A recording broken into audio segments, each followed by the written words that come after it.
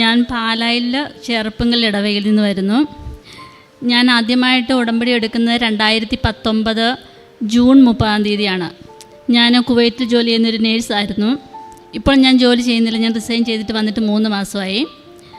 അപ്പം അന്ന് സാക്ഷ്യം എടുത്തിട്ട് പോയിട്ട് എനിക്ക് പിന്നെ ഇങ്ങോട്ട് വരാൻ പറ്റിയില്ല, കോവിഡൊക്കെ ആയതുകൊണ്ട്. അത് കഴിഞ്ഞ് പിന്നെ ഞാൻ വരുന്ന ഈ ഡിസംബറിലാണ് വരുന്നത്. ആദ്യത്തെ ഉടമ്പടി എടുത്തപ്പം എൻ്റെ നിയോഗങ്ങളെല്ലാം ഞാൻ മാതാവിന് സമർപ്പിച്ചിരുന്നു. അതിൻ്റെ ഫലമായിട്ട് എനിക്ക് എല്ലാ അനുഗ്രഹങ്ങളും കിട്ടി. ഞാൻ ഈ ഉടമ്പടി എടുക്കാൻ വരുന്നതിന് 2018 എൻ്റെ ഫ്രണ്ട് ഇവിടെ വന്ന് ആദ്യമായിട്ട് ഉടമ്പടി എടുത്തു. അന്ന് ഞാൻ അവളുടെ അടുത്ത് പോയിട്ട് ഉടമ്പടി പുസ്തകം വായിച്ച് പഠിച്ച് ഞാൻ ജപമാല ചൊല്ലി, മാതാവേ അമ്മയുടെ ഉടമ്പടി എടുക്കാൻ എന്നെ ഒരു അനുഗ്രഹിക്കണമേ എന്ന് പ്രാർത്ഥിച്ച് ഞാൻ കൊന്ത ചൊല്ലി ശക്തമായിട്ട് പ്രാർത്ഥിച്ചിട്ടാണ് ഞാൻ ഇവിടെ വന്നത്. അത് കഴിഞ്ഞ് ഞാൻ ഉടമ്പടിയിൽ വെച്ചിരുന്ന നിയോഗം ആദ്യമായിട്ട് എൻ്റെ മോന് 10ാം ക്ലാസ്സിൽ പഠിച്ചപ്പം അവന് 90% മാർക്ക് വേണമെന്ന് പറഞ്ഞ് ഒത്തിരി കഷ്ടപ്പെട്ട് പഠിച്ച കൊച്ച്, പക്ഷേ കിട്ടിയില്ല. അവന് ഭയങ്കര സങ്കടമായിരുന്നു, കൊച്ച് ഭയങ്കര കരച്ചിലായിരുന്നു. അതുകൊണ്ട് ഞാൻ വന്ന് ഉടമ്പടി വെച്ചു. കൊച്ച് നന്നായിട്ട് പഠിച്ചു. 2020 അവൻ 12ാം ക്ലാസ്സിൻ്റെ പരീക്ഷ എഴുതി. കൊച്ചിന് 94% മാർക്ക് കിട്ടി. ഫിസിക്സിനൊക്കെ 95%. അവൻ്റെ സ്കൂളിലെ ടോപ്പേഴ്സിൻ്റെ കൂടെ നിൽക്കാൻ പറ്റുന്ന രീതിയിലുള്ളൊരു അനുഗ്രഹം അമ്മ മാതാവ് കൊടുത്ത് അനുഗ്രഹിച്ചു. അതിന് ഞാൻ ഒത്തിരി നന്ദി പറയുന്നു അമ്മയ്ക്ക്. അങ്ങനെ ആ കൊച്ച് വിശ്വാസത്തിൽ കൂടുതൽ ആഴപ്പെടുവാനായിട്ട്, ഇപ്പോഴത്തെ കാലഘട്ടത്തിൻ്റെ പിള്ളേർ വിശ്വാസത്തിലേക്ക് വരാനായിട്ട് വളരെ ബുദ്ധിമുട്ടാണ്. ആ സമയത്ത് എൻ്റെ കൂട്ടത്തിൽ 5:30 എഴുന്നേറ്റിരുന്ന് പ്രാർത്ഥിക്കുവാനും, ആദ്യം ഒന്ന് വിളിക്കുമ്പോൾ വരികയില്ലെങ്കിലും പിന്നീട് മമ്മി ഞാനും വരാമെന്ന് പറഞ്ഞ് ചാടി എഴുന്നേറ്റ് വരും. അങ്ങനെ പ്രാർത്ഥിച്ച് അവൻ ആ വലിയ കൃപ കിട്ടി. ഇപ്പോഴും ആ കൊച്ച് എൻജിനീയറിങ്ങിന് പഠിക്കുന്നു. പരീക്ഷയ്ക്ക് പോകുമ്പം കാശുരവും എണ്ണയും ഉപ്പും ഒക്കെ കൊണ്ടുപോയി ഇപ്പം വരെയുള്ള 5 സെമസ്റ്ററുകളും കൊച്ച് ഒന്നും ഇല്ലാതെ നല്ല രീതിയിൽ പാസ്സായി. അവന് വലിയ അനുഗ്രഹം കൊടുത്ത് അമ്മ വഴി നടത്തുന്നു. അതിന് ഒത്തിരി നന്ദി പറയുന്നു ഈശോയ്ക്കും മാതാവിനും. രണ്ടാമതായിട്ട് ഈ സമയത്ത് തന്നെ ഞങ്ങൾക്ക് മംഗലാപുരത്ത് കുറേ സ്ഥലമുണ്ടായിരുന്നു. അവിടെ ഞങ്ങൾ റബ്ബർ വെച്ച് 10,000 റബ്ബർ ഉണ്ടായിരുന്നു. അങ്ങനെ ആ റബ്ബർ നോക്കി ഒരു ആസാമിയാണ് നടത്തിക്കൊണ്ടിരുന്നത്. പക്ഷേ പിന്നീടായപ്പോൾ അവിടെ നോക്കാൻ ആളില്ലാതായി. അതുകൊണ്ട് ഞങ്ങൾക്കത് മുമ്പോട്ട് കൊണ്ടുപോകാൻ പറ്റാത്തൊരു സാഹചര്യമുണ്ടായി. ആ സമയത്ത് ഞങ്ങൾ വിൽക്കാനായിട്ട് ആലോചിച്ചു. 2 വർഷമായിട്ട് ആ വിൽപ്പന നടക്കാതെ വന്നു. കാരണം ഈ ബ്രോക്കർമാരെല്ലാം ഓരോ കാര്യങ്ങൾ പറഞ്ഞ് വരുന്നവരെ ഒഴിവാക്കി വിടുമായിരുന്നു. അപ്പം ഞാനിത് ഉടമ്പടിയിൽ വെച്ച് ഞാൻ പ്രാർത്ഥിച്ചു. ഞാൻ ഉടമ്പടി എടുത്ത് 3 മാസം കഴിഞ്ഞപ്പം ഞാൻ മാതാവിനോട് അന്ന് പ്രാർത്ഥിക്കുമായിരുന്നു, മാതാവേ ജപമാല റാലി നടക്കുന്നതിന് മുമ്പ് അമ്മ എനിക്ക് അടയാളം തരണം, അമ്മേൻ്റെ കൂടെ ഉണ്ടെന്നുള്ളതിനൊരു അടയാളം കൂടിയാണ് അതെന്ന് ഞാൻ എപ്പോഴും പ്രാർത്ഥിക്കുമായിരുന്നു. അങ്ങനെ 25-ാം തീയതി 2019 ജപമാല റാലി തുടങ്ങുന്നതിൻ്റെ തലേ ദിവസം രാത്രി 10 മണിക്ക്, 24-ാം തീയതി രാത്രി 10 മണിക്ക് ഒരു വ്യക്തി, ഞങ്ങളാരും കണ്ടിട്ടും കേട്ടിട്ടും ഇല്ലാത്തൊരു വ്യക്തി എൻ്റെ ഹസ്ബൻഡിനെ വിളിക്കുകയും ഞങ്ങൾക്ക് ആ സ്ഥലം ഇഷ്ടപ്പെട്ടു, ഞങ്ങൾക്കത് വാങ്ങിക്കാൻ ഒത്തിരി താല്പര്യമുണ്ടെന്ന് പറയുകയും ചെയ്തു. അത് കഴിഞ്ഞിട്ട് ഞങ്ങൾ കണ്ടിട്ടില്ലാത്തൊരു വ്യക്തിയാണ്, ഞങ്ങൾക്ക് അറിയത്തുപോലുമില്ല. ആ പുള്ളി 2 ദിവസത്തിനുള്ളിൽ 40 ലക്ഷം രൂപ എൻ്റെ ഹസ്ബൻഡിൻ്റെ അക്കൗണ്ടിലോട്ട് ട്രാൻസ്ഫർ ചെയ്തു. അപ്പോൾ എൻ്റെ ഹസ്ബൻഡ് ആണെങ്കിലും പറയും, നോക്ക് നമ്മളെ കണ്ടിട്ടും കേട്ടിട്ടും ഇല്ലാത്തൊരു വ്യക്തിയാണ്, എന്നിട്ട് ആ പുള്ളി ഇത്രയും പൈസ നമ്മുടെ അക്കൗണ്ടിലോട്ട് ട്രാൻസ്ഫർ ചെയ്യാൻ പുള്ളിക്ക് എങ്ങനെ തോന്നി എന്ന് എൻ്റെ ഹസ്ബൻഡ് തന്നെ ഒരു അതിശയമായിരുന്നു. അതിനകത്ത് ഞാൻ ഉറച്ചു വിശ്വസിക്കുന്നു, അത് മാതാവിൻ്റെ കൃപാസനത്തിൽ എൻ്റെ അമ്മയുടെ ഏറ്റവും ശക്തമായ ഇടപെടലാണ്.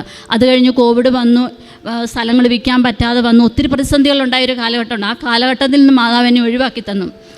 ഇതിൻ്റെ ഇടയിൽ എൻ്റെ ഹസ്ബൻഡ് കോവിഡ് വന്ന സമയത്ത് എൻ്റെ ഹസ്ബൻഡ് ജോലി, അവരെ 750 പേരെ ടെർമിനേറ്റ് ചെയ്തു. എൻ്റെ ഹസ്ബൻഡ് ജോലി പോയി. അപ്പോൾ ഹസ്ബൻഡ് പിള്ളേരും തിരിച്ച് നാട്ടിൽ വരേണ്ട ഒരു സാഹചര്യം ഉണ്ടായി. ഞാൻ കുവൈറ്റിൽ തന്നെ നിന്നു.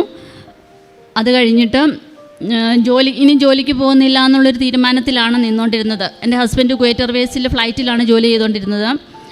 അത് കഴിഞ്ഞ് ഞാൻ ഇന്നും അമ്മയോട് ഓൺലൈൻ ഉടമ്പടി എടുത്തിട്ട് ഞാൻ അമ്മയോട് പ്രാർത്ഥിച്ചു, അമ്മക്ക് നമ്മൾ ഇട്ടിട്ട് പോയൊരു ജോലിയല്ല, നമ്മൾ ജോലി ചെയ്തുകൊണ്ടിരുന്നൊരു സമയത്ത് പെട്ടെന്ന് നമ്മളെ പറഞ്ഞു വിട്ടതാണ്. അത് മനസ്സും കൊണ്ട് നമുക്ക് അംഗീകരിക്കാൻ പറ്റത്തില്ല.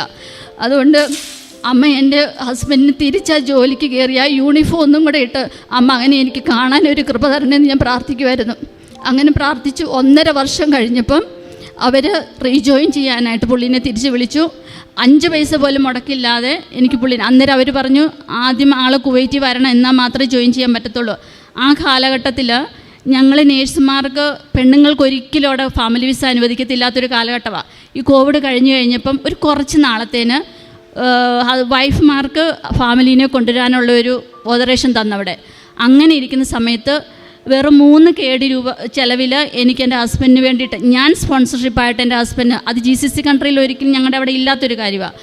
അങ്ങനെ ആ വിസ എടുക്കാനും ഹസ്ബൻഡ് അവിടെ വന്നിട്ട് റീജോയിൻ ചെയ്യാനുള്ളൊരു അവസരം അമ്മ മാതാവ് എനിക്ക് തന്നു. അത് ഏറ്റവും വലിയൊരു അനുഗ്രഹമാണ്. കാരണം എൻ്റെ ഹസ്ബൻഡിൻ്റെ വിശ്വാസത്തെയും കൂടെ ശക്തിപ്പെടുത്താനായിട്ട് അത് ഇടയാക്കി. ഞാൻ എൻ്റെ മക്കളോട് പറയും, കണ്ടോ മാതാവിനോട് നമ്മൾ പ്രാർത്ഥിക്കുമ്പം മാതാവ് നമ്മളെ സഹായിക്കുന്നത് കണ്ടോ, ഇങ്ങനെയാണ് ഓരോ അടയാളങ്ങളും തരുന്നത്. നിങ്ങൾ ആ വിശ്വാസത്തിൽ ആഴപ്പെട്ട് ദൈവസ്നേഹത്തിൽ ഈശോയുടെ കരം പിടിച്ച് അമ്മയുടെ കരം പിടിച്ച് ജീവിക്കാനായിട്ട് ഈ സാക്ഷ്യങ്ങൾ തരുന്നതെന്ന് ഞാൻ എൻ്റെ മക്കളോട് എപ്പോഴും പറയാറുണ്ട്. അതുപോലെ തന്നെ എൻ്റെ കൂട്ടത്തിൽ ജോലി ചെയ്യുന്ന ഒരു അക്രൈസ്തവനായിട്ടൊരു വ്യക്തി ഉണ്ടായിരുന്നു, മനീഷ് എന്നാണ് പേര്. ആ മകൻ്റെ ഹാർട്ടിൻ്റെ വാൽവിന് എന്തോ പ്രോബ്ലം ഉണ്ടായി. എൻ്റെ കൂട്ടത്തിൽ ജോലി ചെയ്തുകൊണ്ടിരിക്കുന്ന ഒരു സമയത്താണ് അത് കണ്ടുപിടിക്കപ്പെട്ടത്. അത് കഴിഞ്ഞ് പിന്നെ ഒത്തിരി ടെസ്റ്റുകളൊക്കെ ചെയ്തു. അപ്പോൾ ഓപ്പറേഷൻ ചെയ്യണം എന്നൊക്കെ പറഞ്ഞിങ്ങനെ നടക്കും. അപ്പം ഞാൻ എൻ്റെ കൂട്ടത്തിൽ ജോലി ചെയ്യുന്ന സമയത്ത് ഞാൻ പുള്ളിയുടെ നെഞ്ചിൽ തൈലം പൂശി പ്രാർത്ഥിച്ചിട്ട് ഫലമായി ബുദ്ധിമുട്ടുകൾ മാറി, ആ ഹെവിനെസ് മാറി, അങ്ങനെ ഒത്തിരി മാറ്റങ്ങളുണ്ടായി. അത് കഴിഞ്ഞ് ഡോക്ടറെ കൺസൾട്ട് ചെയ്യപ്പം അത് നമുക്ക് ഓപ്പറേഷൻ ചെയ്യണമെന്ന് പറഞ്ഞു. പക്ഷേ പുള്ളിക്ക് താല്പര്യം ഇല്ലെങ്കിലും പുള്ളി അത് ഓപ്പറേഷൻ ചെയ്തപ്പം പറഞ്ഞു, ചേച്ചി എനിക്ക് റീപ്ലേസ്മെൻറ്റ് വേണ്ട, വാൽവ് അത് തുറന്നു കഴിയുമ്പോൾ അതിന് എന്തെങ്കിലും റിപ്പയർ ചെയ്ത് ഫിനിഷ് ആക്കാനുള്ള ഇതിന് വേണ്ടി ഒന്ന് പ്രാർത്ഥിക്കണം എന്ന് പറഞ്ഞു. അപ്പം ഞാൻ അങ്ങനെ പ്രാർത്ഥിച്ചു. എനിവേ ബാംഗ്ലൂരാണ് സർജറി നടത്തിയത്. ഓപ്പൺ ചെയ്തു. അതിനകത്തുള്ളൊരു മൈന്യൂട്ടായിട്ടുള്ള റിപ്പയർ മാത്രം നടത്തി അത് ഓപ്പറേഷൻ സക്സസ് ആയി. ഇപ്പോൾ ആ മകൻ നല്ല സുഖമായിട്ട് ജോലി ചെയ്യുന്നു. ന്യൂസിലൻഡിൽ പോകാനുള്ള എല്ലാ തയ്യാറെടുപ്പും നടത്തുന്ന അമ്മ മാതാവിലും ഈശോയിലും ഒത്തിരി വിശ്വാസത്തോടെ ആ മകനും വൈഫും ഇപ്പോഴും അവിടെയുണ്ട്. പിന്നെ അതുപോലെ തന്നെ ഞാനിവിടെ വന്ന് മാതാവിനോട് പ്രാർത്ഥിച്ചതിൻ്റെ ഫലമായിട്ട് ജപമാല ചെല്ലാനായിട്ട് എനിക്കങ്ങ് ഒരു ഹരമായിരുന്നു ജപമാല ചെല്ലുന്ന ഒരു കാലഘട്ടത്തിൽ. ഇപ്പോഴും ഉണ്ട്. ഞാൻ ജോസഫ് അച്ഛൻ പറയുന്നത് പോലെ 12ഉം 13ഉം ഒക്കെ ജപമാലകൾ ഒരു ദിവസം ചെല്ലിയില്ലെങ്കിൽ നമുക്ക് ഭയങ്കര ബുദ്ധിമുട്ടായിരുന്നു. ഇപ്പം അത് 4ആയിട്ട് കുറഞ്ഞ് ഇവിടെ വന്നതിൻ്റെ ശേഷം എങ്കിലും ഞാൻ അത് ചെല്ലാനായിട്ട് മാക്സിമം ശ്രമിക്കാറുണ്ട്. അന്നൊക്കെ അച്ഛൻ പറഞ്ഞതുപോലെ 36 ജപമാല വരെ ചെല്ലാനുള്ളൊരു ഭാഗ്യം എനിക്ക് അമ്മ മാതാവ് തന്നിട്ടുണ്ട്. ഞാൻ അതിലൊത്തിരി സന്തോഷിക്കുന്നുണ്ട്. ഞാൻ ഓപ്പറേഷൻ തിയേറ്ററിൽ ജോലി ചെയ്തൊരു വ്യക്തിയാണ്. ഓപ്പറേഷൻ്റെ സമയത്ത് നമ്മൾ വെളിയിൽ മാറി നിൽക്കുമ്പം നമ്മുടെ കൂടുതലുള്ള ആൾക്കാർ ജോലി ചെയ്തുകൊണ്ടിരിക്കുന്ന സമയത്ത് ഏതൊരു നിമിഷം കിട്ടിയാലും എനിക്ക് കൊന്ത ചെല്ലണം എന്നുള്ളൊരു സ്പിരിറ്റ് അല്ലാതെ എൻ്റെ കൂടുതൽ ജോലി ചെയ്യുന്ന ആൾക്കാരോട് ചോദിച്ചറിയാം, എവിടെ ഒരു ഇച്ചിരി റിക്രിയേഷൻ സമയം കിട്ടിയാലും ഞാൻ എവിടെയെങ്കിലും കോണി മാറി ഇന്ന് കൊന്ത ചെല്ലും. അതെൻ്റെ ഒരു വല്ലാത്തൊരു ആഗ്രഹമായിരുന്നു. അങ്ങനെ ഞാൻ ഒത്തിരി കൃപകൾ എൻ്റെ ഈശോയിൽ നിന്ന് നേടിയെടുക്കാൻ എനിക്ക് അമ്മ മാതാവ് വഴി സാധിച്ചിട്ടുണ്ട്.